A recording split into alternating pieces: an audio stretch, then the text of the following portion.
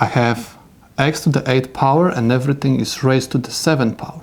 Again, I'm going to look at the formula. Formula says I have to keep the base and multiply the exponents. I'm going to keep the base, I'm going to write x, and I have 8 times 7 is simply 56.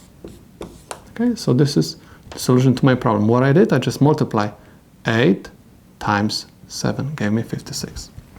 Now let's take a look at this example.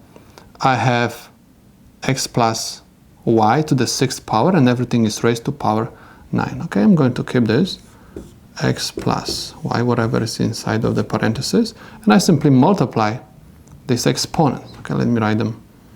6 times 9. So I'm going to have x plus y, and 6 times 9 is 54.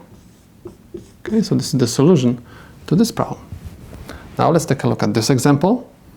Okay, and I'm going to keep the base and multiply the exponents. I'm going to have n times 2.